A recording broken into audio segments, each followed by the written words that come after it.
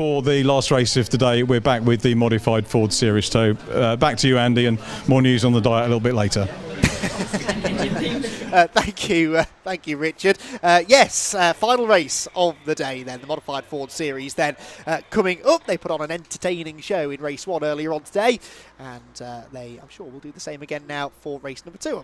Very quick on the grid graphic then.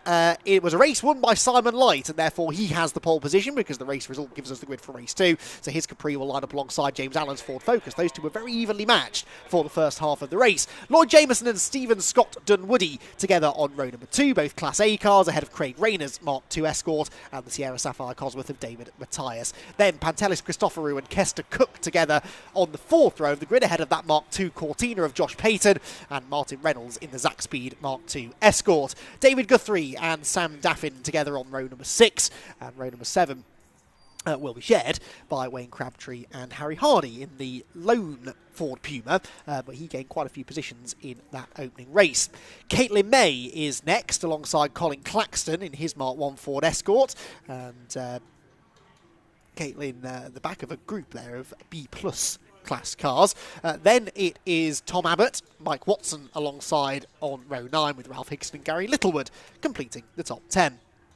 Then top 20, I should say, top 10 rows, top 20 on the grid. Then it's Aaron Lally and Alex Boehm. Alex Boehm was leading in his class for a while in the earlier race, ended up losing out to Gary Littlewood for the Class C victory. Steve Cripps and Nigel Craig together on row 12, and then it should be Tim Mizzen in his Ford Fiesta Mark III and Rob Lewis in the number 170 Ford Focus. Rob ended up, where was he in his class earlier on? 5th in Class B, and looking to improve on that now. Tim Sandu and Jason Stone will share the 14th row of the grid, and then row 15, Richard Sanders and Oliver Bullion, the 2 Fiesta ST150s, in fact, a whole group of Fiesta ST150s, all running in Class B. That should be an entertaining battle. Scott Matthias in the Sapphire Cosworth is next, ahead of Matt McCarthy in his ST150, again running in Class B, and then a pair of Class C Fiestas of Dave Barrett and Dimitris Neophytou. Then we have got Matthew Brennan and Samuel Hayward together, row 18 of the grid. And getting towards those now who were at the back of the field in race 1, Michael Rudge and Anton Martin, who were 37th and 38th respectively in race 1. Paul Solber and Piers Warwick completing the top 40, and then there were 2 other finishers in race 1, Jason Rudge in the XR2 Fiesta and Catherine Henderson in the ST150. We did have 5 non-finishers in the end, so we'll wait and see how many of these, if any, we get out on track. Chris Baker's Mark III RS1600i Escort was a non-finisher, so was Neil Argrave's Mark II Warrior. Brian Lilly, Paul Neville and Rory Jose. Rory Jose we won't see, I'm pretty sure. He, remember, had that spectacular off into the barriers coming out of Stowe Corner. Never quite got to the bottom of what happened to Paul Neville, though, and something mechanically I think went wrong with the Mark II Escort. We saw him maybe slowing through the loop, and then before we knew it he was out of the race altogether. So the story of the first race then, if you weren't here for it, well, Simon Light and James Allen traded the lead a few times in the early stages. On 2 or 3 occasions they came across the line absolutely neck and neck with just a couple of hundredths between them. And it was only really in the second half of the race, as they got into the traffic, the bulk of the traffic, that Simon Light was able to pull out a bit of an advantage. And that maybe is because the Ford Capri, the V8 powered Ford Capri, a little bit more powerful in a straight line, a little bit faster in a straight line than James Allen's Focus. It's always easier to negotiate traffic when you've got the horsepower advantage, because even if you lose some momentum through the corners getting stuck behind traffic, you can then open the taps down the straight and pull away again. So Simon did have a bit of an advantage in that respect, but actually the 2 cars which were built 30 odd years, maybe 40 years apart, were extremely evenly matched over the course of a lap. In qualifying they were quite evenly matched as well, so expecting hopefully a close race again. And of course now we've got another shift in the weather conditions. This is probably quite similar to what we had in qualifying. Well, in qualifying this morning Simon Light was fastest, second fastest Stephen Scott Dunwoody. So the Ford Sierra Cosworth, which starts 4th on the grid, could now come back into its own, as I suspect will some of the front wheel drive Fiestas and the Focus of James Allen, because I can't imagine the V8 Capri is going to be the easiest thing to handle in the wet. Although having said that, it was on pole position, so what do I know? Clearly Simon Light has got that car really well balanced, and I did remark on that in the first race. It looks really well balanced for what should be a big, heavy, ungainly, overpowered car. It really never looked like breaking traction. It was good on the brakes, it changed direction well. All round a very, very good car, and a lot of this may well come down to the start, which will be a rolling start, of course, as it was in race 1. So no need to scrabble for traction too much, though a couple of them did get a bit sideways, didn't they, on the initial start. Small delay to getting the race started, the change in weather conditions, I suspect, playing a part in that one. And, the cars that are separated into their 6 classes overall, there are 4 regular classes, classes A, B+, B and C, and then you have the super classes as well, in which you are allowed to use a non-blue oval engine, essentially. So the super classes for production 4-wheel drive cars and Fords of production appearance of up to 2013 or older and any origin. So basically, as long as it looks like a Ford, it doesn't really matter what's underneath it, those cars are in the super classes. There are only a handful of those, although worth pointing out that Simon Light's car is in that category. So whilst it looks like a Ford Capri, there's not a lot underneath that is Ford Capri, and that perhaps explains why it doesn't handle like a Ford Capri, and why Simon Light has been so rapid in all conditions here this weekend. So, all of this build-up for Simon Light, and he's not there, he's not on the grid, so James Allen is going to have the pole position, Lloyd Jameson second, and I think Stephen Scott Dunwoody was there, so Simon Light, I don't know if there's a problem with that car. I don't think he mentioned anything after race 1, did he? He was quite happy with how the car had run, perhaps just deciding to save the car given the difficult track conditions that he was going to be faced with. Well, that's a shame. I was looking forward to a resumption of the battle that he had with James, particularly in the early stages, but that opens the door for an even closer race, because James Allen, Lloyd Jameson, Stephen Scott Dunwoody, they were all pretty evenly matched in the first one. So we'll see how this one plays out. The 27 car there is Dennis Christoforou, Mark 2. Escort, the highest place Mark 2 is it? He's got Mark 2 Turbo of Craig Rayner, 5th on the grid. Head-on camera shot into Copse Corner really shows the challenge faced by the drivers. It's not only wet and slippery, it's getting quite dark out there now. We are running behind schedule. The time, by the way, has started to tick down already. The race has been shortened to 17 minutes because we are running a good 20-odd minutes late now. And the time has started at the beginning of the green flag lap. So the race has started essentially behind the safety car. They will still do a lap behind the pace car, and then they will pull up 2x2 and start the race properly, but that's going to be probably with only about 12 minutes left, so it's going to be a real sprint race this for the modified Ford series. Just a shame for the drivers, but you know, you've got to think about ever worsening conditions. It is getting dark out there, of course there's some headlights, but not running in the dark. There's restrictions here in Silverstone as well, somewhat only 5 to 6 at the moment, so we should be good on that front. There goes, I think that says Boomerang on the car. That will be Alex Bowe's Ford Fiesta. Not a fan of punny names, but that's not a terrible one, I will admit, and it looks very nice, that new livery that he's got on the Ford Fiesta for 2023. The other thing to factor in here is any 4-wheel drive cars are going to have an advantage. Now, I don't know whether James Allen's the Focus RS, I think, as a road car is 4-wheel drive, I'm pretty sure. So I reckon James may have a 4-wheel drive advantage. You would say that the Escort Maxi Cosworth is probably 4-wheel drive as well. So those two cars that are at the front of the grid are going to have a bit of an edge in the slippery conditions. There's Mark II Cortina. Oh, there almost was the Mark II Ford Cortina, getting very sideways out of Stowe Corner. And the number 39 car starting 9th on the grid for this one, Josh Payton. Well, that now becomes 8th with no Simon Light on the front row.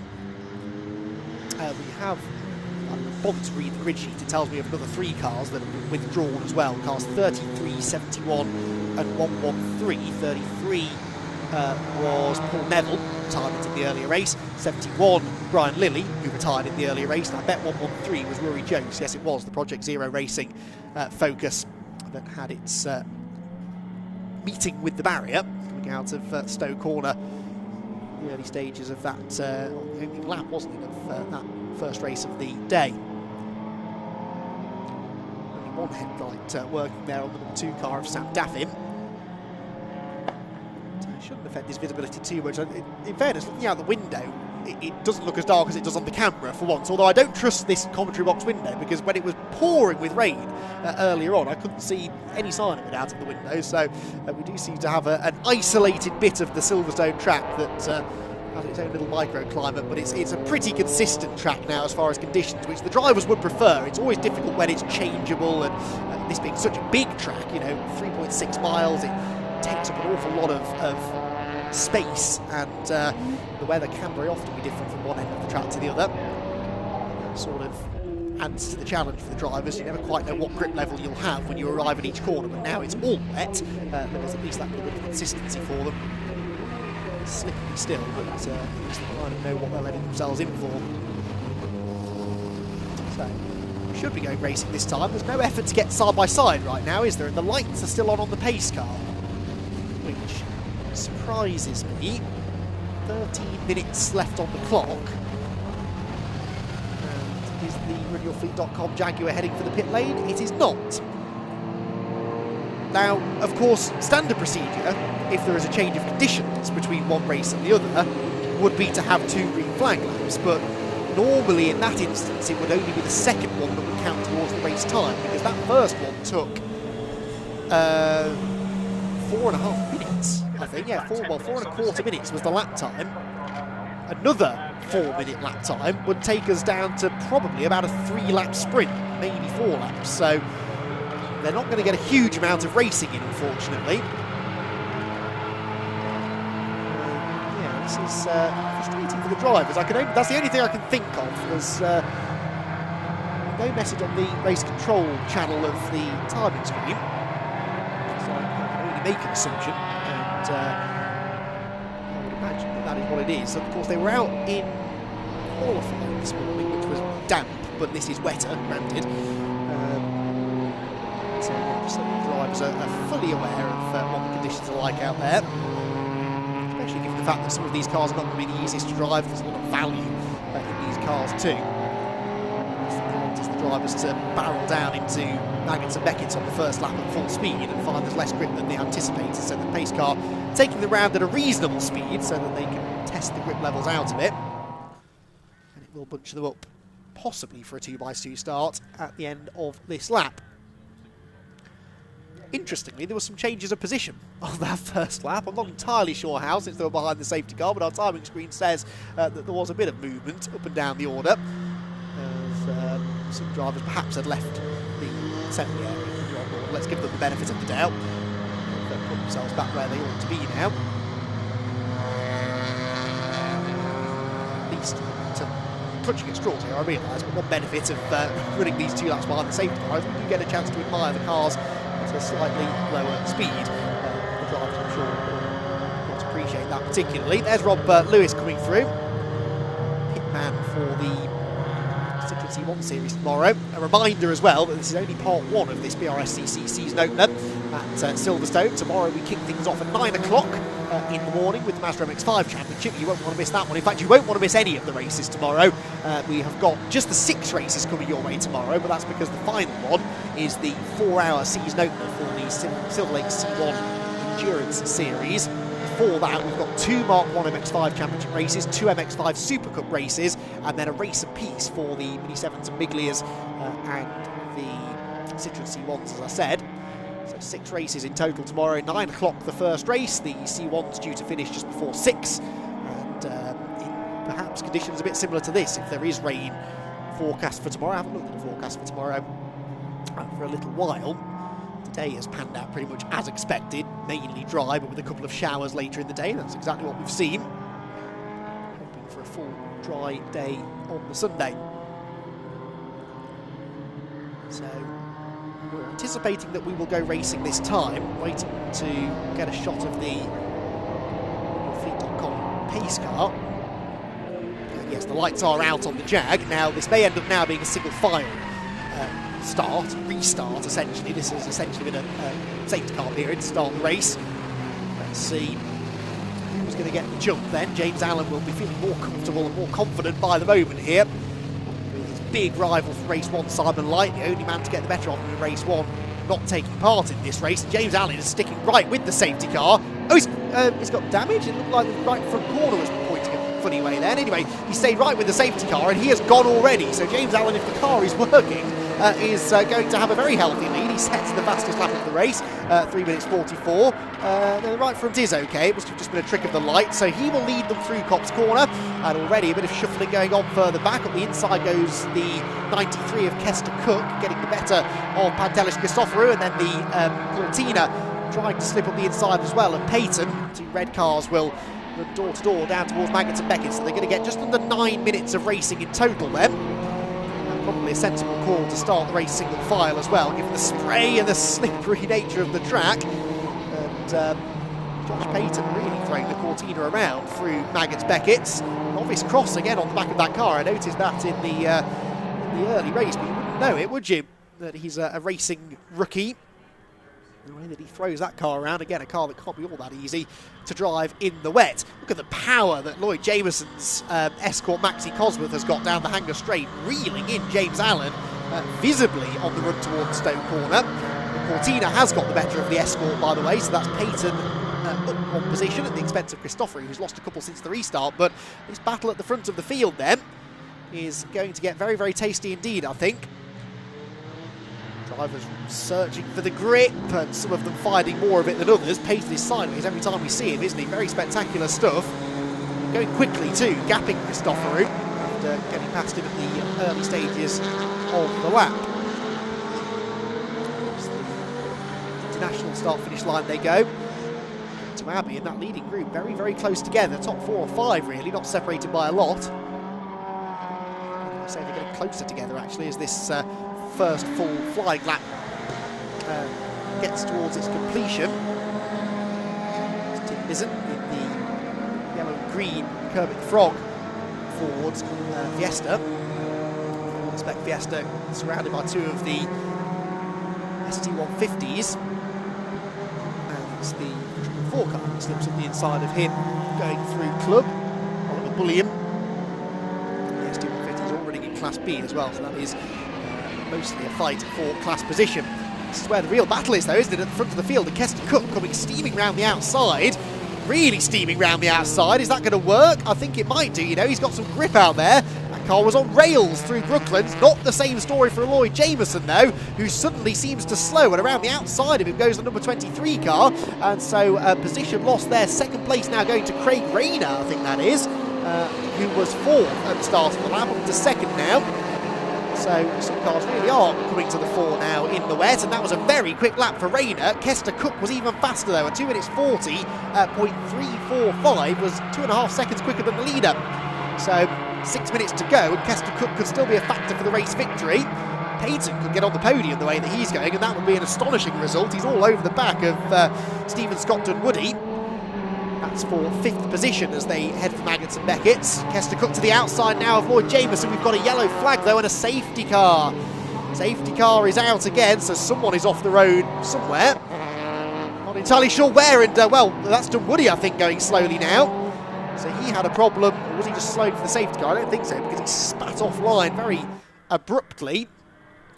I'm not convinced the leaders are seeing safety car boards here though. Is there a yellow flag into Stowe Corner? No, there isn't, is there? And there's not a yellow light either, so our timing screen is telling us one thing, but out on track the drivers are still racing because they're not seeing any safety car flags or boards. There's nothing at that marshal's post either, so for now the race is continuing as far as the drivers are concerned. And Rayner storming through the field. If there is a danger of a safety car here, he's really going to have to get a wriggle on, because that could well be, likely will be, the end of the race. Slides his way through Club Corner, still no sign of any yellow flag, so this might just be a timing glitch more than anything. Let's hope that's what it is. What we don't want to see is the RunYourFleet.com safety car parked in the middle of the road. Yes, it's gone back to green now, so someone getting a bit trigger happy with the safety car button maybe, and we are still racing, which is good news. Just under 5 minutes to go, and that was Rayner with a big slide through Abbey Corner. Did well to catch that. but that will knock him down from the second place that he just moved into. He was challenging for the lead, wasn't he, at the time? Sam Daffin there, the number 2 car, battling away with 28, which is Aaron Lally, who goes through on the inside line. But looks as though we are going to get, hopefully, another couple of laps of racing in here then. That's good news, because it's a very tasty battle developing at the head of the field. And as they come towards the end of their second full flying lap, we're starting to see James Allen assert his dominance. Not really, because Rayner was all over him until he had that slide at Abbey. 53 coming through Club Corner. This all happening in the field. That's outside even the top 20, I think. 53 car is running. Just coming out of the final corner now. James Allen, 239.2. Can anyone beat that? Josh Payton can. Josh Payton is third in the Cortina, so definitely on for a podium, and the fastest man on the track right now on that particular lap. Well, only about half a tenth quicker than the leader, but Payton, what a performance this would be. He primarily is gunning for the class win, of course, and to do that, he needs to get past Kester Cook in the Ford Fiesta ahead of him. But this is an astonishing drive, arguably going more quickly in the wet than he was in the dry. He's throwing the Cortina around, sliding beautifully through Maggots and Beckett's, but it's that kind of slide where you're not really losing any momentum, you're not scrubbing off speed, just carrying the speed beautifully through the corner. Into the pit lane, by the way, I've just seen Craig Rayner. So Craig Rayner, who I thought was going to challenge for the victory, is in the pit lane to retire. So James Allen might just get away with one here. He will have another lap to do at the end of this one. 45 is in as well. That was the Stephen Scott and Woody car that was slowing going through Maggots Beckett's. But are we going to see a change for second place then? Let's see. Josh Payton closing in, trying to close in on Kester Cook. He's not really on this lap, is he? Got the Sapphire behind him, David Matthias. He's running an SO British Saloon Car Championship sticker on the number plates, and gets very, very sideways indeed going through Club Corner. It's the 61 car of David Guthrie, teammate to Alex Bohm, which confused me at one point earlier in the race, but he is running in where's Guthrie? 7th place at the moment. Bohm Class C is right on the tail, actually, of the number 75 car of Gary Littlewood. That would be a fight for the class lead. The top 2 cars are both leading their respective classes. Class SA being led by Lloyd Jameson. As here comes Payton up the inside of Kester Cook. It's the second half of the lap where the Cortina is strong, and he is into P2. So, well, what's this lap time going to be? He's got one more lap after this to try and chase down James Allen. That might take some doing, but I don't think he's going to give up, is he, here? Kester Cook will have one more chance maybe to come back at him. Slightly better brakes on the Fiesta. We've seen that Kester is particularly good through this part of the track, but he's not on the grippier side of the road now. Payton has the grippier side of the road and sweeps back around the outside, but that now changes again as they turn right through Luffield. So Kester Cook loses time through the middle of the corner, but look for the exit speed. No, he couldn't get the power down. The front wheel drive car just picking up a hint of understeer there through Luffield. And so Josh Payton will move through into second place. Oh, sideways through Woodcote as well. And David Matthias now has just set the fastest lap at 37.6. That's about 6/10 or so quicker than the race leader. But this battle is going on 3.9 seconds behind the leader, so I think James Allen should be safe. Who's going to join him on the podium, though, is quite frankly anyone's guess. Josh Payton with one of the real star drives of the day. We've had a few of these, actually, across our different categories today. Some drivers really stepping up to the mark when it counts, and Payton in a car that, as I said, you wouldn't necessarily fancy in these conditions. He is running in B+, remember, the Class B+ car, the B+ class even, which is for forced induction dual valve engines over 1750cc, don't you know? But it is one of the genuine Fords, is my point. It is genuinely a Mark II Cortina, not a wolf in sheep's clothing, and he's doing particularly well to manhandle that car around the Silverstone Grand Prix circuit. Gets very sideways out of Stowe. It's not out of the woods yet because Kester Cook is late on the brakes into the Vale, and I think might go through. Payton didn't want to stand his ground, that was too risky.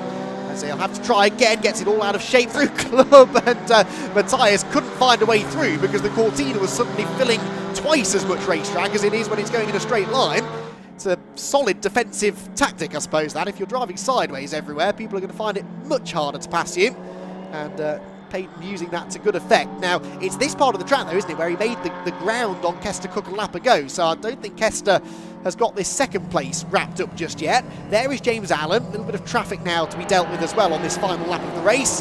Can Peyton get back at Kester Cook here for the Class B Plus victory and for second place overall? He's a bit further back this time, isn't he? Rear-wheel drive traction out of the hairpin, maybe. Gains a couple of car lengths, but we know how good Kester Cook is through this final sequence of corners. I'm not convinced that Peyton is quite going to get there. Waiting, though, for James Allen to appear under the bridge into the braking zone at Brooklands. Here he comes, the Ford Focus hard on the brakes, and he is going to claim a race victory. He was denied by Simon Light in race 1, but with Simon not taking the start in race 2, James Allen didn't have it easy, in fairness. He did have some stiff opposition, but he is going to come through victorious now in our second modified Ford Series race of the day. Second place will be a bit of a drag race to the line, but Kester Cook should be able to hang on, I think, from the charging Josh Payton, who they both put in really good performances there, actually. Kester Cook from 8th on the grid, Payton from 9th on the grid, and they are both on the podium. Allen wins it, Kester Cook sets the fastest lap on the final lap in second and gets the Class B Plus victory, with Josh Payton in third, second in that class.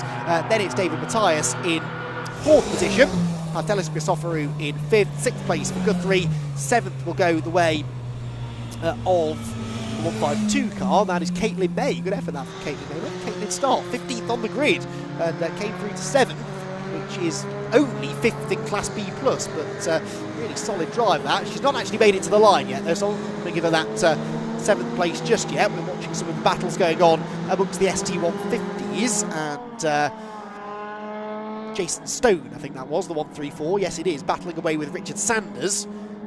Those two started next to each other on the grid, and they're still together in the closing stages of the race. Caitlin May has come through 7th now, by the way. 8th place for number 271, which was Martin Reynolds. 9th for number 28, Aaron Lally, who started 21st, I should say. The top 10 completed by number 75, Gary Littlewood.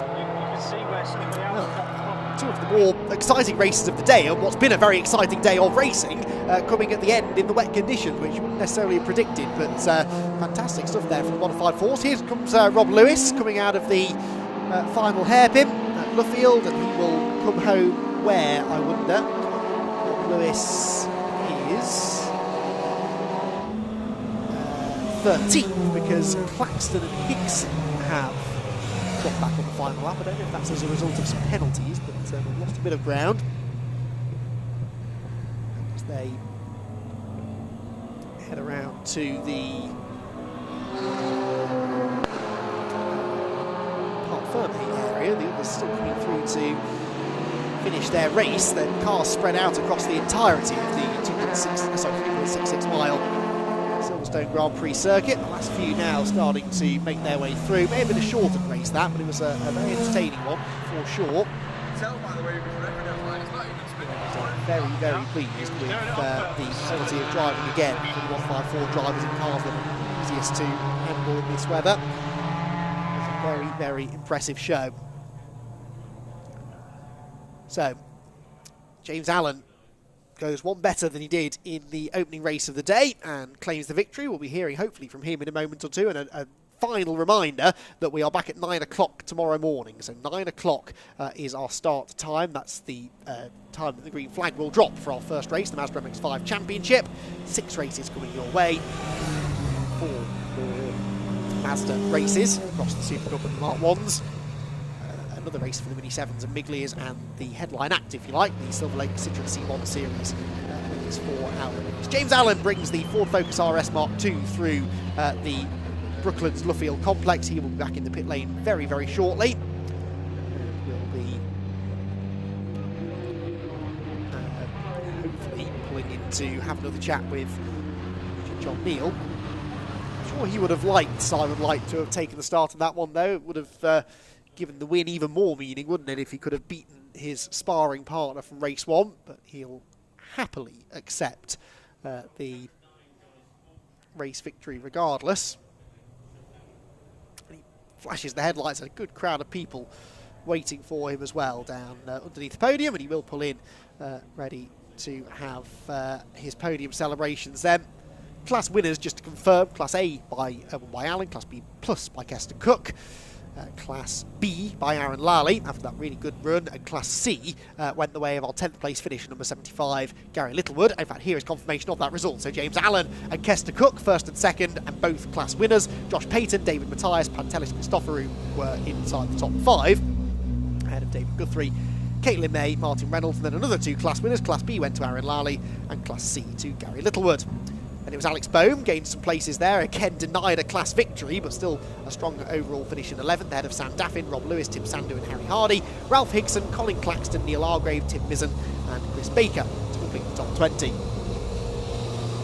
Jason Stone was next, ahead of Richard Sanders and Steve Cripps, with Dave Barrett and Michael Rudge inside the top 25. Oliver Bullion, Mac McCarthy, Sam Hayward, Anton Martin and Jason Rudge inside the top 30. Then another 2 class winners, the SA and SB winners, because it was a race of attrition for cars in those classes. Piers Warwick wins SA, SB for Matthew Brennan, and then Catherine Henderson and Paul Sol the last finishes. We lost Lloyd Jameson, Craig Rayner, Stephen Scott and Woody, and Demetrius Neophytou in the early stages.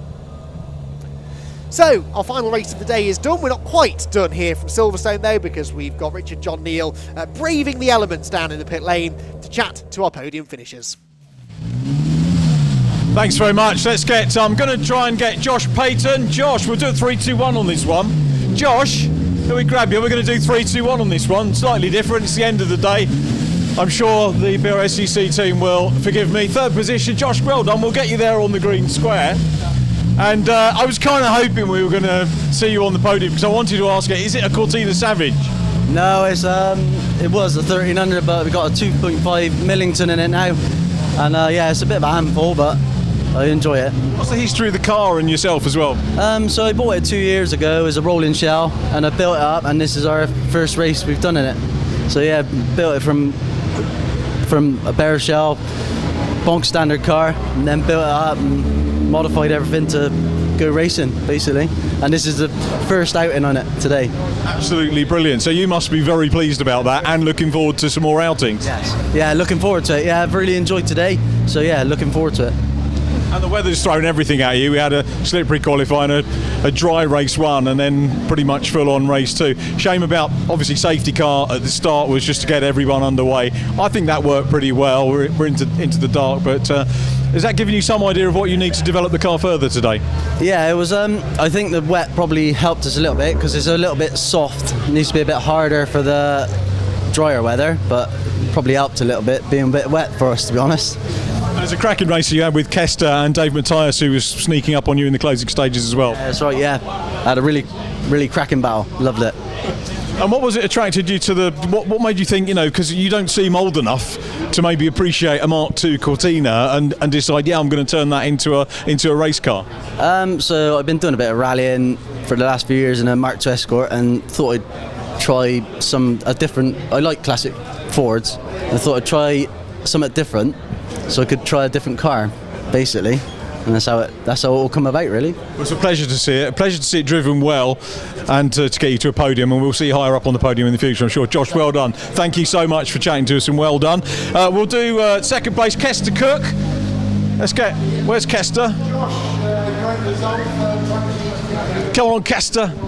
Well done. Thanks very much. P2 class win, we'll get you on the green square, and we can frame up our shot nicely. That was an interesting race, wasn't it? Yes, I enjoyed that one.